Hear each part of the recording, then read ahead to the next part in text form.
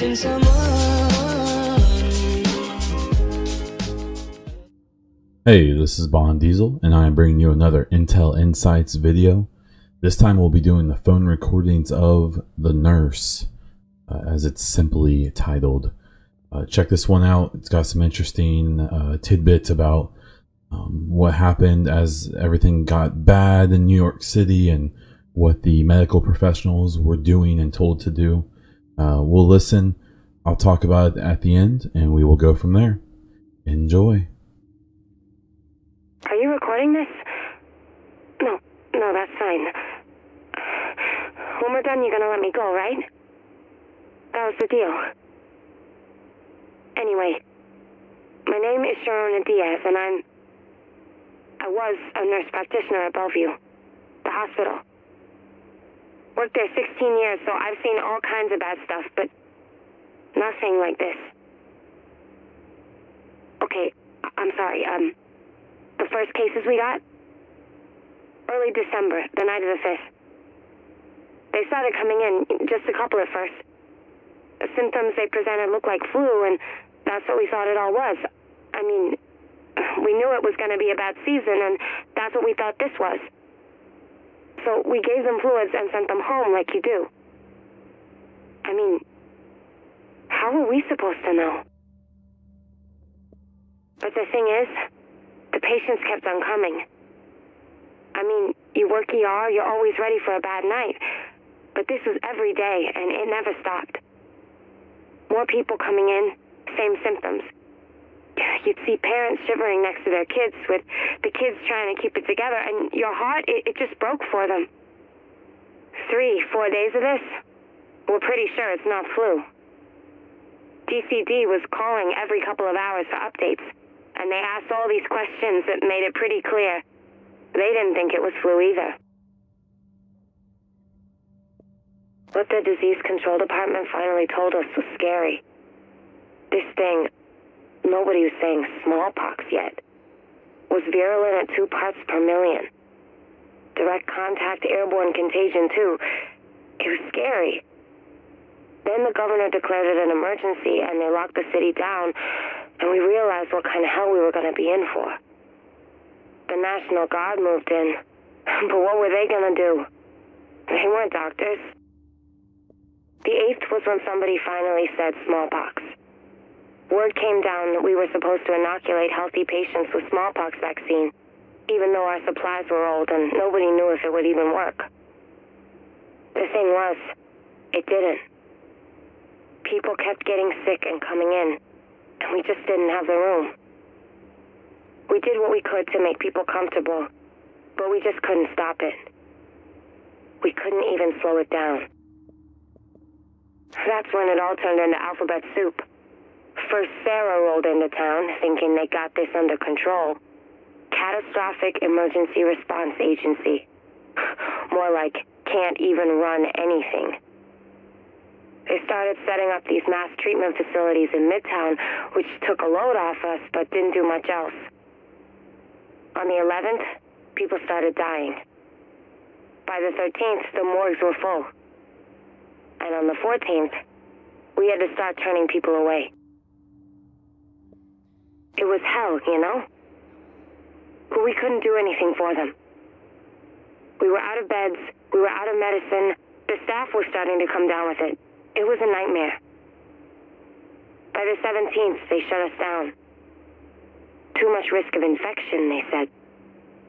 More like they wanted to concentrate all the patients in those Sarah Field hospitals. Maybe keep it away from the rest of the city. What happened next? You know what happened next. The Joint Task Force tried to hold things together, but really, what were they gonna do? Cops and firefighters and weekend warriors? The city was falling apart. Too many people were sick. Too many jobs weren't getting done. And then, they lost control of those Sarah facilities and had to wall them off. It was just too much. Me? I got out before they shut the doors to the dark zone. And now, all I want is to go home. You're gonna let me go, right? You said you were gonna let me go. So this one, to me, doesn't really give us a lot of new information. It gives us more detailed information. It definitely gives us a good perspective from someone who, went through this from the medical side and in a hospital and saw this happening in real time. Talking about the government inefficiencies, the mistakes they made, the various departments that were involved, and how they didn't work together very well. And I don't think to anyone who cares about the lore in this game that that's surprising. The thing I find the most interesting about this one is the fact that I want to know who in the heck is holding this lady. So the first time I listened to it, I remember thinking like, oh, it's Rikers or rioters or whatever. But if you remember the very first one, the first thing she says is, "You're recording this, right?" So to me, it seems pretty obvious that whoever she's talking to is investigating or trying to figure out what happened or what's going on. But it doesn't exactly sound like she is there voluntarily. So is she being held by government people? Is it LMB? Is it division related?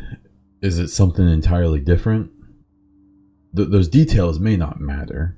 Maybe they aren't even gone through. Maybe we aren't even meant to know, or when they wrote this script for this set, maybe that's just meant to be a mystery because they never even said who it was. But to me, the most interesting thing about this one is actually the idea of who wants to know this, who is bringing these people in, who's finding this information out in the first place.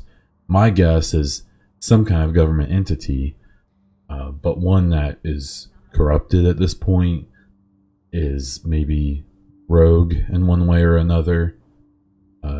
Is she maybe being held by Keener and his people? Is this another recording from him? We get a specific one from him in a few more episodes. But, what's going on here? So that's the question I'll leave you with. Leave your own thoughts in the comments or on the tweet. I'm really interested in this. At the end of the day, I don't think, we'll never know, and that's fine. But I still think it's an interesting thing to consider that while the information she gives us is interesting and kind of par for the course to a point, the most interesting part of this to me is who in the world is getting this information from her? Who wants it? And why is she seemingly scared? So that's what I have for this one. To like the things, follow the stuff. All my other projects and contacts are down in the description below. We'll have more of these. Next week we'll have National Guard. And then one of my favorite one, the Keener's reports.